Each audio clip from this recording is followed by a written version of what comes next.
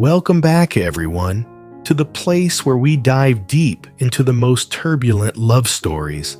What would you do if one day the man you loved with all your soul, the man you thought was dead or had abandoned you, suddenly appeared right in front of you?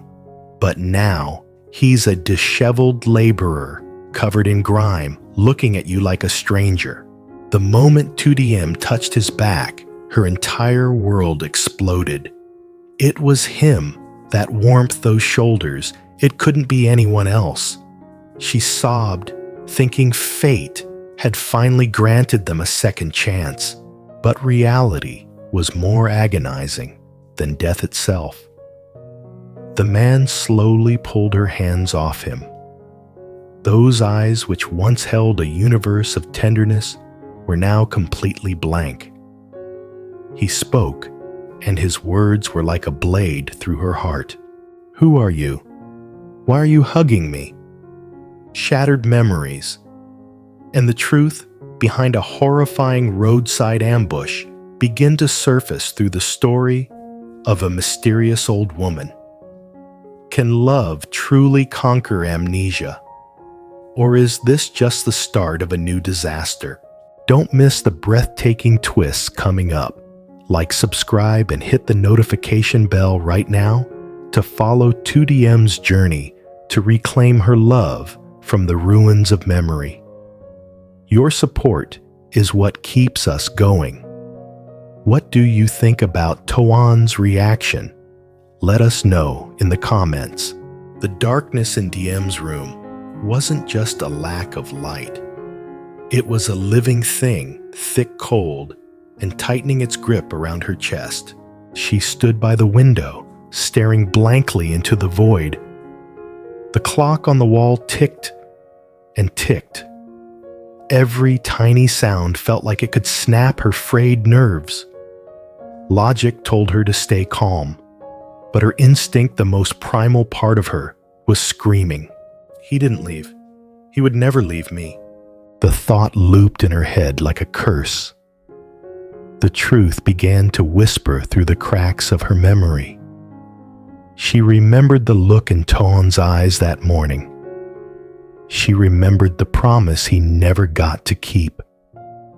It felt like the universe was sending her high-level warning signals. A catastrophe had occurred.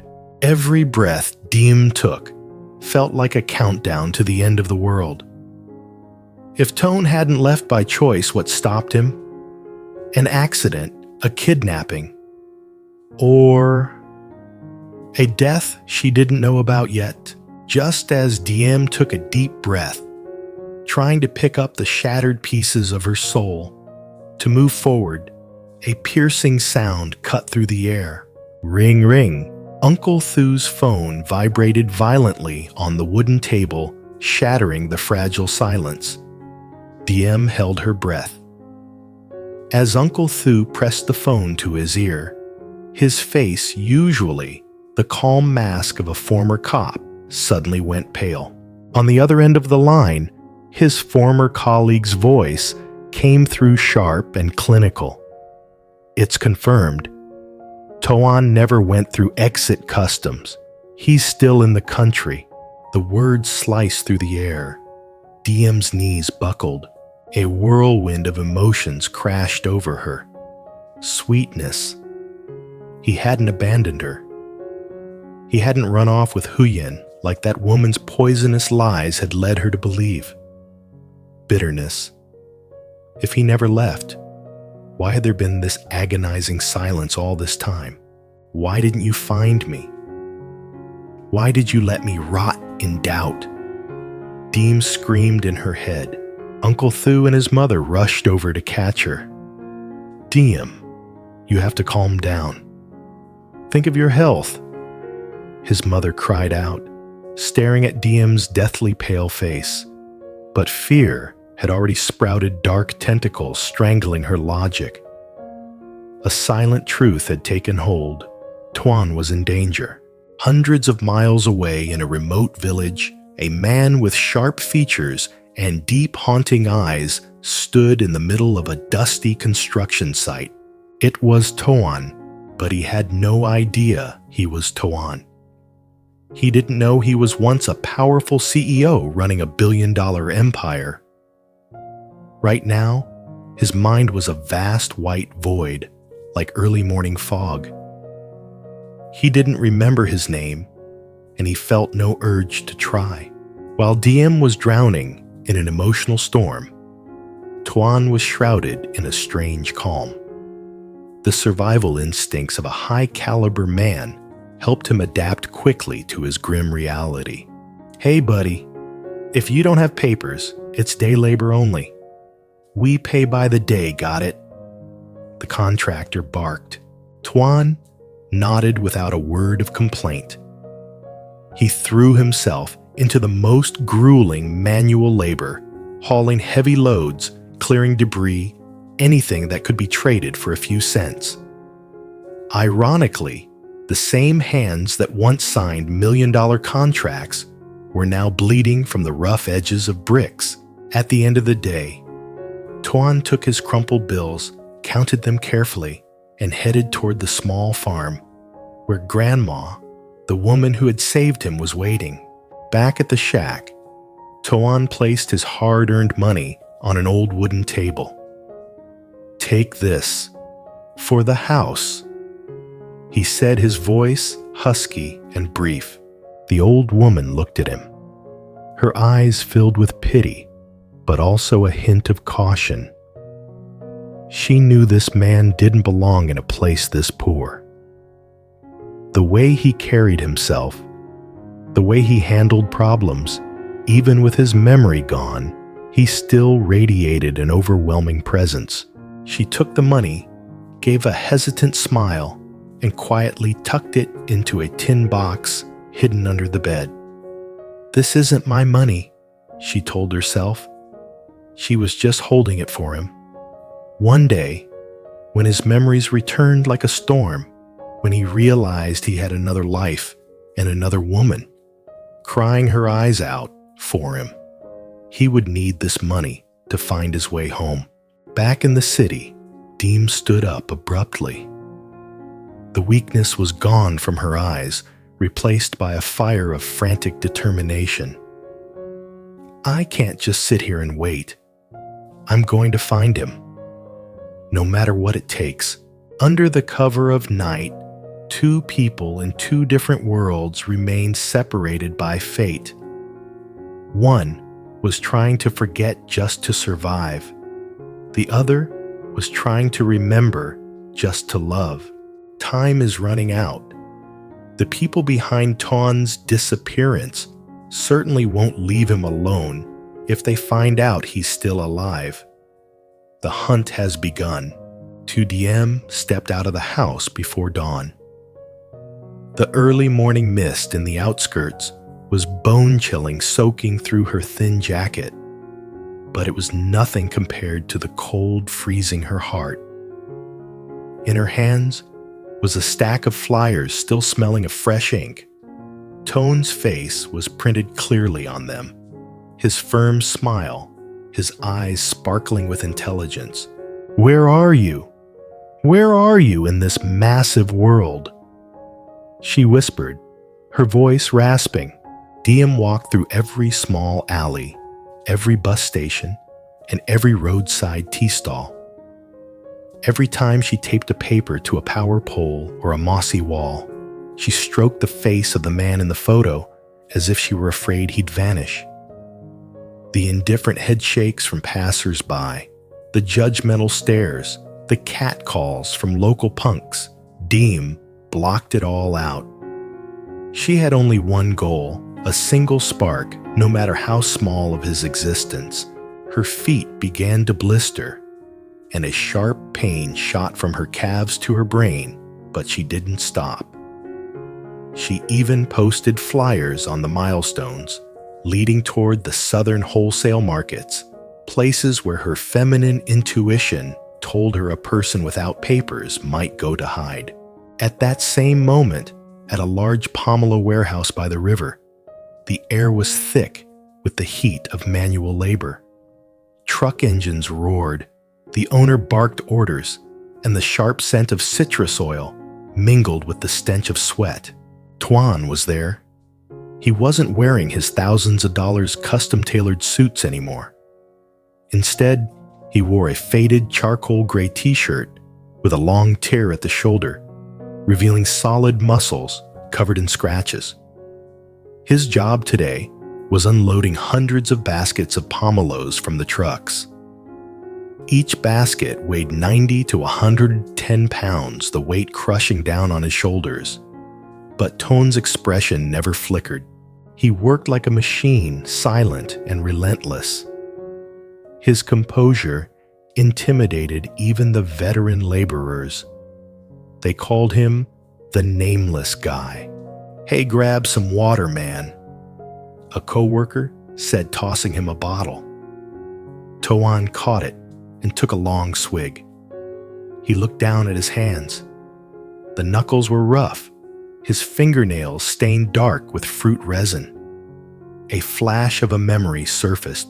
These hands felt like they should be holding a pen, typing on a keyboard, or stroking someone's soft hair. But reality pulled him back instantly. He had to finish this truck to get the money for Grandma's medicine. By midday, the scorching sun began to beat down. 2DM happened to pass by the warehouse where Tuan was working. Exhausted, she stumbled along with the last dozen or so flyers in her hand. Just then, a delivery truck backed into the yard, blocking the narrow path. Tuan, carrying a massive basket of pomelos on his shoulder, stepped down from the back of the truck. Diem was standing less than 15 feet away. She leaned tiredly against a utility pole, head down, gasping for air, her messy hair partially veiling her face. She was holding a flyer about to tape it to the bulletin board of the market next door. Tuan walked past her. The weight of the basket forced him to hunch over, but instinct made him look up to check his surroundings. His eyes landed on Diem's fragile silhouette. Tuan's heart suddenly skipped a beat. A sharp, stinging pain, like someone was squeezing his chest, hit him out of nowhere. He froze in the middle of the bustling crowd. This woman. Why did she, familiar, the scent of her, a hint of sunlight mixed with a trace of fading perfume, drifted toward him, awakening a region of his memory that had been locked in chains. He opened his mouth to speak, to call out a name, but his throat was parched. "Hey, you frozen, you're blocking the way," the driver roared, slamming on the horn. The sudden jolt snapped Tuan back to reality. He adjusted the basket on his shoulder and kept walking. He mocked himself inwardly. Who do you think you are? You're a nobody, and that woman looks so elegant. How could she possibly know someone like you? As Tuan turned away, Diem looked up. She caught a glimpse of a broad back and a tall frame disappearing behind mountains of stacked crates. She froze. That gait, those shoulders. Tuan, she gasped, her voice trembling. She scrambled through the maze of trucks rushing toward the warehouse. "Tuan, is that you?" But the yard was pure chaos. The blaring horns and the shouting of buyers and sellers drowned out her weak cry. Diem chased after that silhouette, but by the time she rounded the corner of the warehouse, the man had already disappeared into the shadows of the loading bay, an area off limits to outsiders. Diem stood there, looking down at the flyer in her hand. The photo of Tuan in a luxury suit felt worlds apart from the grimy laborer she had just glimpsed. No, I must be seeing things. My Tuan wouldn't be here, she told herself, but tears began to spill anyway. She taped the final flyer to the warehouse's wooden door and trudged away, unaware that if she had stayed just 5 minutes longer, or if Ton had only turned to look at that paper, fate would have taken a completely different turn. The flyer fluttered in the wind. Under the scorching sun, Toan's photo began to gather dust just as his identity remained buried under the grime of the world. Diem stood paralyzed amidst the haze of dust at the Pomelo yard. Her heart wasn't beating normally anymore. It was pounding so violently it felt like it would burst from her chest. She stared at the man's back as he bent down to pick up a few stray pomelos rolling on the ground. Even with the torn shirt, even with the mud-stained hands, the way he turned his body, the way the muscles in his neck tensed with effort, she couldn't be wrong. This was the man who held her entire youth in his hands. Ton. This time, the call wasn't a question. It was a sob, torn from the depths of her soul. The man stiffened. The name Ton struck his ears like a bolt of lightning from a clear sky. A sharp pain shot down his spine, but he didn't turn around. He was afraid. He was afraid of that name, afraid of the familiarity that was torturing his mind. Without waiting another second, Diem lunged forward. She didn't care about the crates blocking her path or the laborers shouting at her to get out of the way. She ran as if stopping would mean he'd vanish into thin air. Thud. Diem threw her arms around Tuan's waist, hugging him tightly from behind. She pressed her face against his sweat-soaked back, her tears soaking through the coarse fabric of his shirt. I found you. Ton, I finally found you. Diem wailed, her voice breaking after days of holding it all in. She tightened her grip, using every ounce of her strength to anchor him to her, determined never to let him disappear again. Tuan stood as still as a stone statue. Feeling the warmth and the trembling of the woman behind him, his chest tightened. A pure fragrance, the scent of jasmine mixed with a hint of cool air, filled his senses. It was familiar, so familiar it hurt. But his mind remained a vast white void. Slowly, Ton pried her locked fingers off him. He turned around to face the woman, who was now sobbing hysterically. Their eyes met. Diem saw those eyes, the ones that used to look at her with nothing but tenderness, now filled with confusion, caution, and estrangement. They were so cold it made her shiver. Who are you? Ton's voice was deep and raspy. The question was a lethal blow to Diem's heart. She took a step back, staring at him in shock. What are you saying? It's me, Diem, your Diem. Look at me closely. Ton, look at me. She reached out with trembling hands to touch his cheek, stroking his scratches. Ton instinctively flinched away. That gut reaction, rejection, hurt Diem more than death itself. I'm not Ton. I don't know who you're talking about. Ton shook his head. His voice was firm, but his eyes betrayed a profound sense of confusion. You have the wrong person. I'm just a hired hand here. No, you're the CEO of a corporation. You're my man. Why are you here doing manual labor? Why are you looking at me like a stranger? Diem was spiraling, grabbing his collar and shaking him as if trying to wake the soul sleeping inside his body. The crowd began to gather, whispering, "What's wrong with that pretty girl? She must have the wrong guy. That dude showed up with no papers. He doesn't even know his own name." The murmurs felt like needles in Ton's ears. He looked into Diem's swollen, tear-filled eyes. Deep down, a voice was screaming at him to hold her, to protect her. But his mind remained bolted shut. "I'm sorry. I really don't remember." Huyen said, his voice softening slightly, but still keeping a distance. Diem pulled a crumpled flyer from her pocket and thrust it in front of his face. "Look, this is you. This is the photo from the day we met. You couldn't have forgotten, right?" Huyen looked at the picture. The man in the photo was proud and confident in a sleek suit.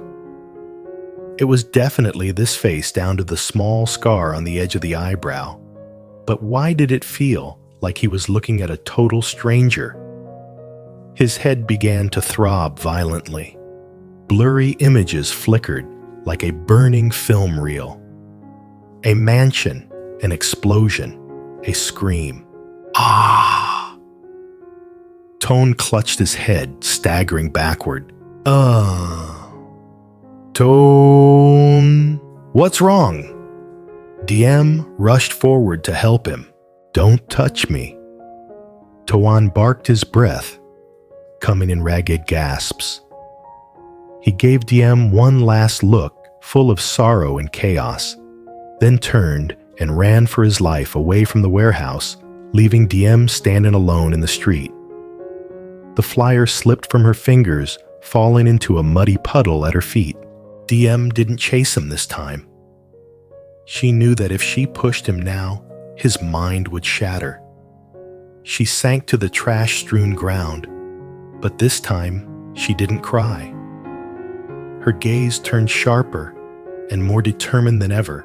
Even if he forgot, even if he treated her like a stranger, she would never let go. Finding him was the ultimate miracle.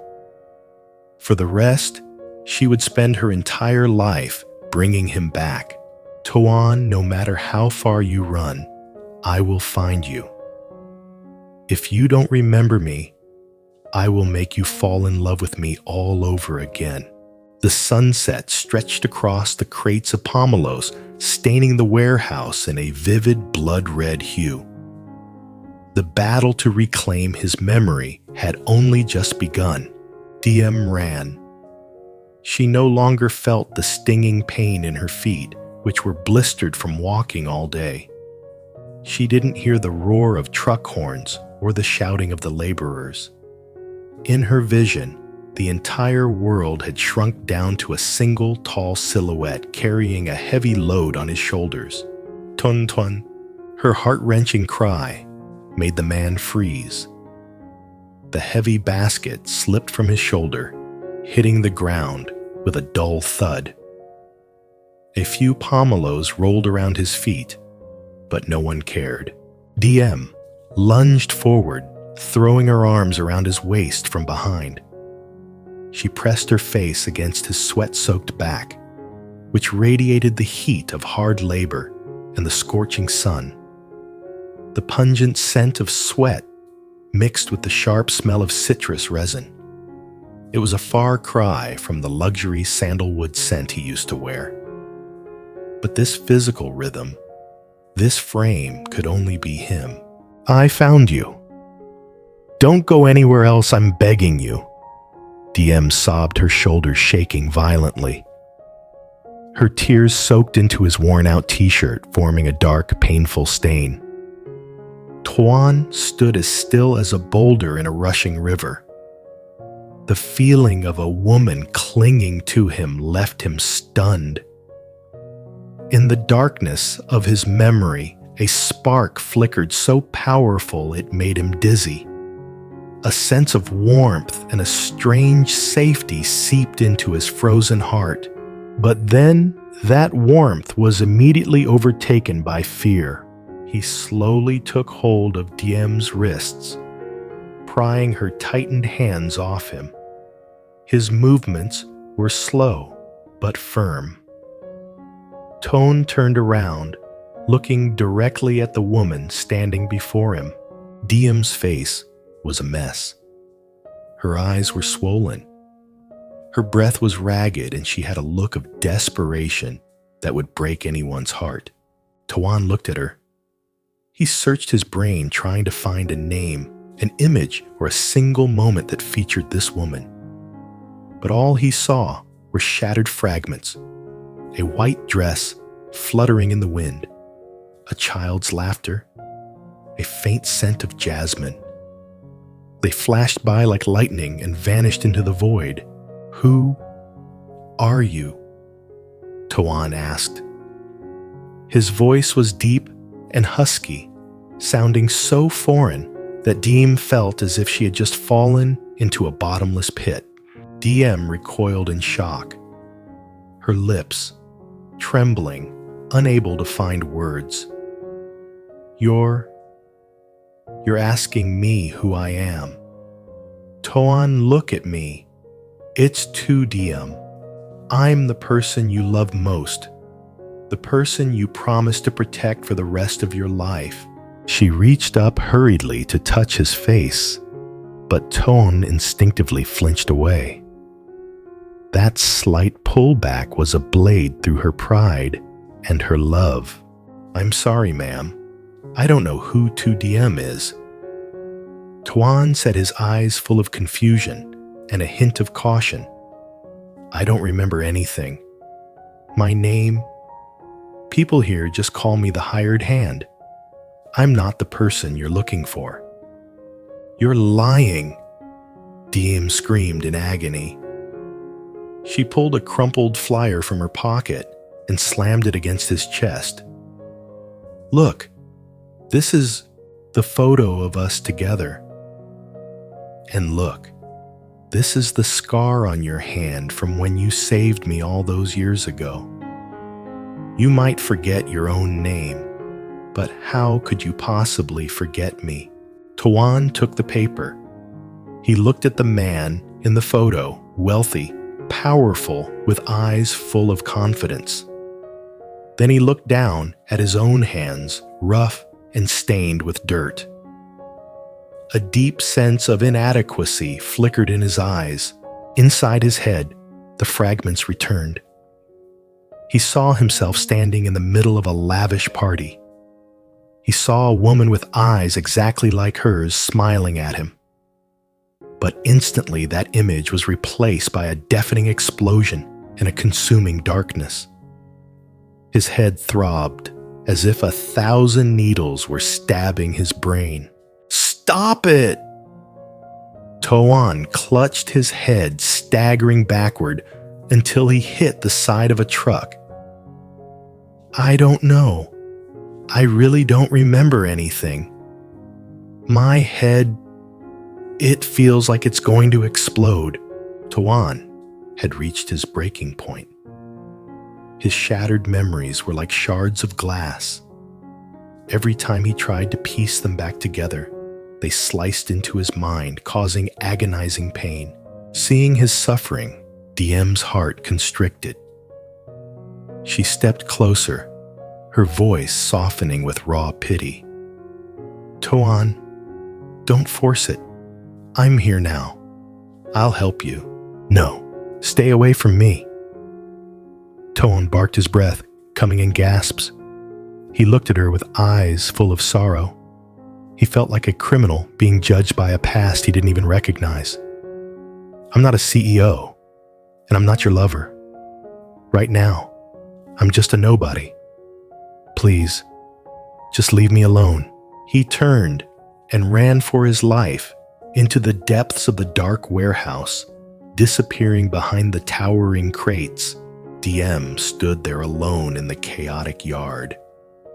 People watched her with curiosity, some with pity, others with a smirk. But she heard nothing. She stared in the direction he had fled, her hand still gripping the torn flyer. In the wreckage of her soul, a new strength rose. She realized that even if he forgot everything, his violent reaction to seeing her proved that deep in his subconscious, she hadn't been erased. He was simply terrified of the truth. "You can forget me, but I will never let you be alone again." Diem whispered, her gaze turning sharp and resolute. She didn't chase him. She knew that if she pushed him, he would vanish again. She needed a plan. She needed to pull him back from the ruins of his memory. Diem turned to Uncle Thu, who had appeared behind her moments ago. "Uncle Thu, help me. I want to stay here. I want to work at this warehouse." Under a sunset as red as blood, Tu Diem's battle to reclaim the man she loved officially began. Tuan may have lost his memory, but he didn't know that Diem's love was an instinct, and she would make him fall for her all over again, even if he remained a man with no name. After the shock at the warehouse, Tuan couldn't simply leave the woman who had cried her heart out. An invisible cord, painful yet powerful, pulled him back toward her. He silently grabbed his old bicycle and signaled for Diem to follow him. They walked along winding trails flanked by lush green fields, fading into the darkness. Diem walked beside him, keeping just enough distance so as not to spook him, but her eyes never left his silhouette for a single second. She saw his shoulders slump and noticed the way he winced whenever a sharp pain from his old head injury flared up. Finally, a small wooden house appeared beneath the shadow of an ancient banyan tree. The dim glow of a kerosene lamp flickered through the window, creating a hauntingly quiet atmosphere. "Grandma, I'm home. I brought a friend," Tuan said softly, his voice losing the roughness it held earlier that afternoon. The old woman stepped out from the kitchen, her eyes clouded by age as she squinted at Diem. She didn't seem surprised. It was as if she had been waiting for this day for a long time. "Come in, child. Come inside. The night mist is getting cold." Inside the house, which smelled of old wood and herbal medicine, Diem sat on a worn rattan chair. Tuan stood silently in the corner, staring out the window to avoid the gaze of both women. He felt like a stranger listening to a story about his own life. Diem reached out and tremblingly took the old woman's withered hand. "Grandma, please tell me, where did you find him? Why is he like this?" The old woman let out a long sigh, a breath heavy with the weight of memory. She began to speak, her voice steady, but each word played out like a slow-motion film in Diem's mind. "It was a night of pouring rain over 2 months ago," she began. "It was nearly midnight, and I was coming home late from gathering herbs. As I passed the deserted slope near the edge of the forest, I heard a massive crash, like a car collision, followed by a sharp explosion. Diem held her breath, her heart tightening. I followed my flashlight beam and found a man lying face down by the side of the road. His clothes were shredded and blood was pouring from his head down his neck. At that moment, I thought he was a goner. His car had plunged into the ravine and was engulfed in flames just below." The old woman paused, glancing at Tuan. He remained still, but his grip on the windowsill turned his knuckles white. I did my best to drag him into the thicket to hide because right then, I saw the headlights of another group of people searching the road above. It didn't look like they wanted to save anyone. It looked like they wanted to finish the job. I'm old. I just acted on instinct to save him.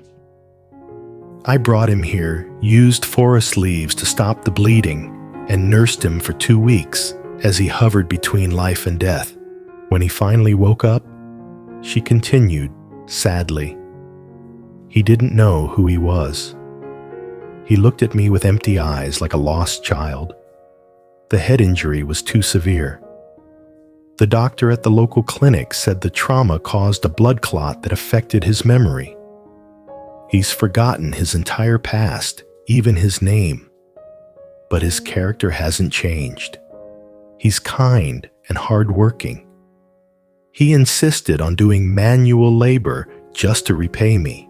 Diem let out a sob. She understood now. That accident wasn't a coincidence.